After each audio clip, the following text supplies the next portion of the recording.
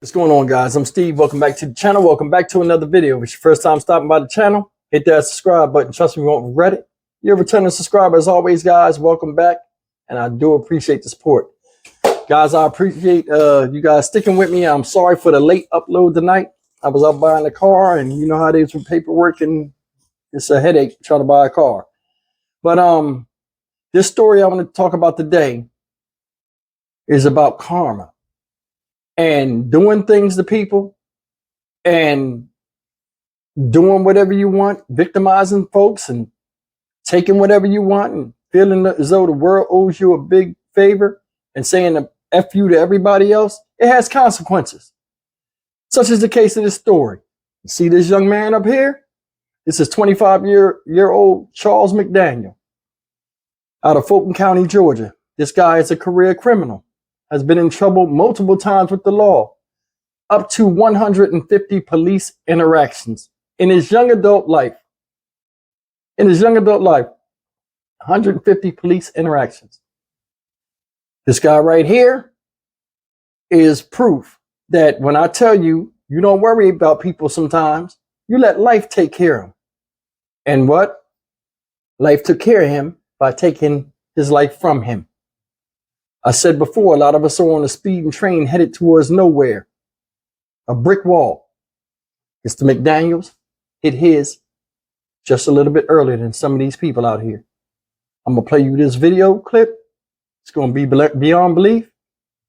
And we're going to come back and talk about it.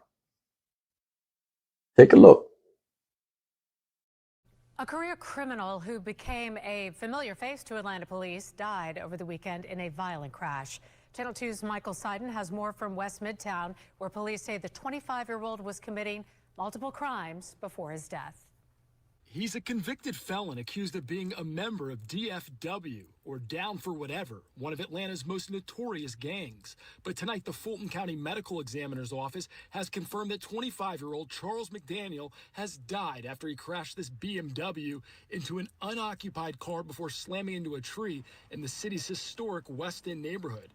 McDaniel's death came a couple of hours after investigators say he and another suspect broke into multiple vehicles parked inside this garage in West Midtown late Friday evening. Maybe inside the hotel for an hour and a half, then was getting ready to go home, headed back to my car, and when I got to my car, noticed the back passenger window was busted out. McDaniel and his two younger brothers, Charlie and Isaac, have been on APD's radar for years. In fact, Channel 2 was inside the courtroom in 2017 when Charlie and Isaac pleaded guilty to murdering 50-year-old Anthony Brooks.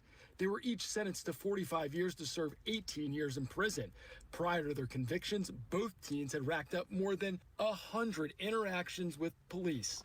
After confirming McDaniel's death, we looked into his criminal history and found numerous arrests, including in 2019 when he was arrested on 15 charges after a reported crime spree that included stealing a Georgia State student's Audi SUV.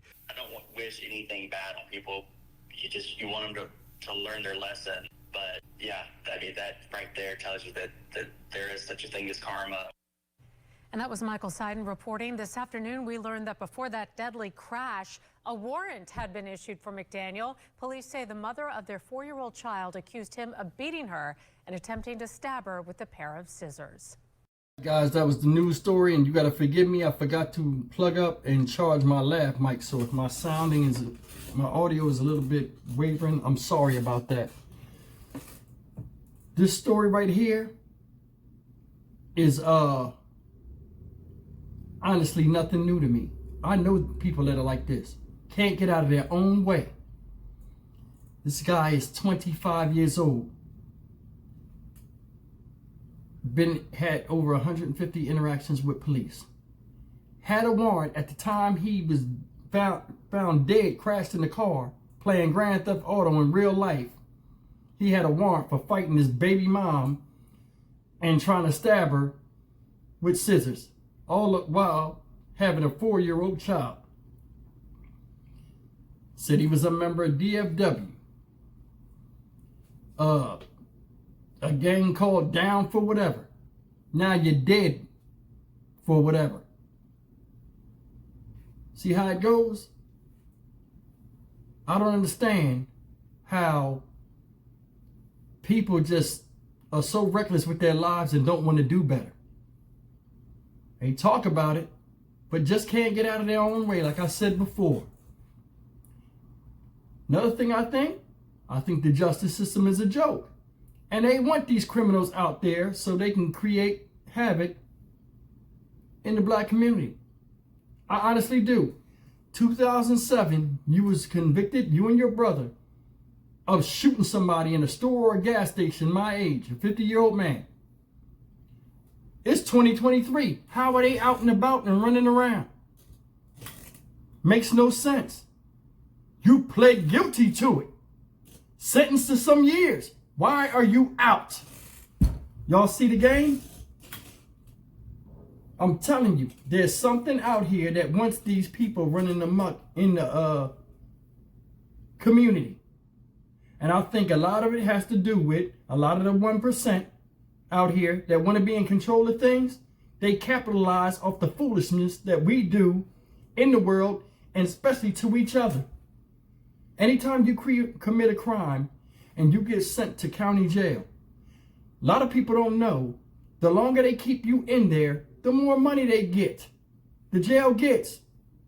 You know what I'm saying? And incentives. What was in Camden County in 2000, year 2000, it was like what? 35, 40,000 an inmate in county jail, the jail would get. They had people in there dragging them for cases, stupid cases. He said, she said cases. They in there 8-9 months because they want that money. The stupid stuff y'all do out here in the world, trying to act like y'all tough guys and follow the gospel of rap and all of this stuff in movies, and all this fictitious stuff y'all see in movies. Every time you do that stuff, you weaken your community while strengthening the 1%. Those who have and know and control the ones that don't. You cannot tell me you in the street and you handling things just because you got a paper asset in your hand called money that does not really exist. That you the one pulling your own strings or dancing to the beat of your own drum. That's a hypnotic fallacy. It's not. You're not. You're doing what they let you do, and you're being directed into the direction to cause destruction to who they want you to do it to. And most of the time, it's your own people. In two ways. It's physically, by shooting, hurting, and killing another person in your community. And it's mentally, by setting an example and a blueprint for those younger folks coming up, wanting to be like you, but only better. And to be better than you, they got to do it hard, be harder, more vicious, and more insensitive than you were to top you and have their name remembered. And that's why we're in turmoil right now. This is a sad day. He lost his life because he wanted to. He wanted to. He was on the path of destruction long before this. Been locked up multiple times. I went one time and was like, hell no, I can't do this. Somebody telling me when to get up, when to eat. I'm in there working for $1 a day. No. Making license plates, all mattresses and all.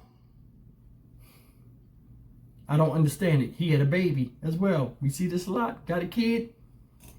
You ain't had no father. You ain't had no good male direction. Positive role models. How you gonna be one for your kid?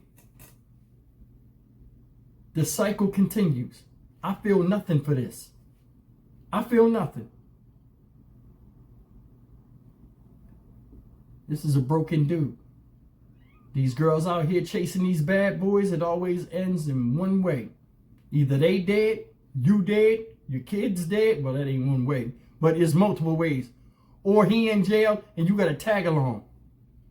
Meaning as soon as he come out, you get to take him back. Of course, you got a kid by him, feel sorry for him. And then he the next person running around here saying how people are racist and ain't nobody giving them a shot. And how people of all the colors want to keep us down. It's bullshit.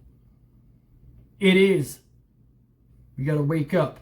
If this ain't strong, this means nothing. Because if this is strong and this ain't, the ones that have this will control this and you. Y'all better wake up. That's real rap. Y'all better wake up. I'm coming from a point of love, not hate. I'm going to tell you the real. I've been there. I've seen that. I've seen these types of dudes. I've seen them dead in the street. Police don't even put a cover over them, and there's a bunch of babies and stuff crying out there because somebody's sitting out there with their brains or half of their face missing, and they leave them out there for hours with no sheets where their mother and family members can see them. I've seen this. I've seen this. We got to do better. We are in a critical phase in the development of us as a community. People are getting tired of it. It's going to be a shift. People like this can't be fixed. They're beyond repair. They are. Like I told you, everybody that wear the same jersey color as you ain't on your team. This is a perfect example. You and the gang go down for whatever. What that mean?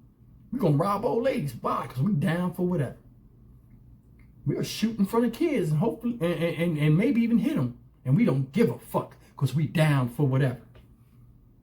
We'll run up in your house, pistol whip your kids, take all your money, disrespect you in front of your family because we down for whatever.